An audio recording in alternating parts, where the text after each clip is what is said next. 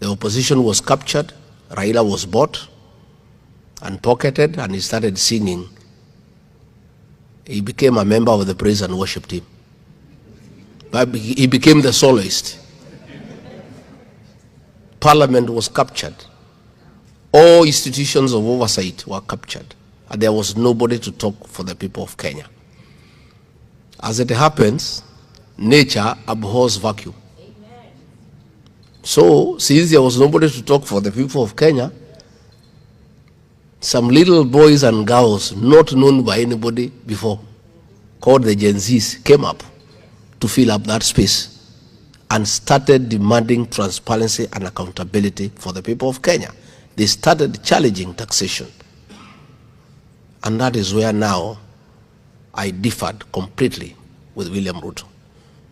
He went for these children with brutal efficiency. Young children were abducted and held incommunicado and tortured into silence. Then the killing began. And that's when I told him it is not acceptable and I cannot be party to it. Because one, I'm a parent, I have young boys of the same age. Two, I'm a Christian. Number three, I'm a human being. And I said no.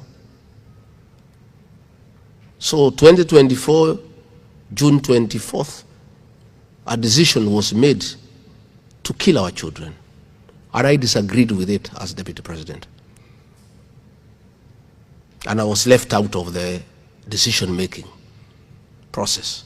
On 25th of June 2024, young children were butchered in the streets of Nairobi.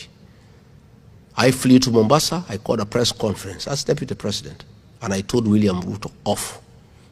And I told him it's unacceptable to kill children. And I'm not part of it. And I condemned it as Deputy President. And of course, he began the process of removing me from office because of calling him out publicly. I had a choice to play along, let him kill children, be part of it, allow him to steal everything from Kenya, and stay in office and be a happy guy, fly all over the world, have security, have money and all that. But I chose to sacrifice my job for the sake of our children, for the sake of our country. And that's when he mobilized Parliament, spent over 5 billion shillings to bribe members of Parliament and the Senate to get me out of office. Along the way, he offered me 2 billion shillings to resign peacefully. I refused. I said I'll stand for the truth and for the people of Kenya. And since I left office, that is what I have done. And I have, with other leaders, kept the government in check and stopped most of the excesses. Had I mellowed and chickened out the way I was being advised by people,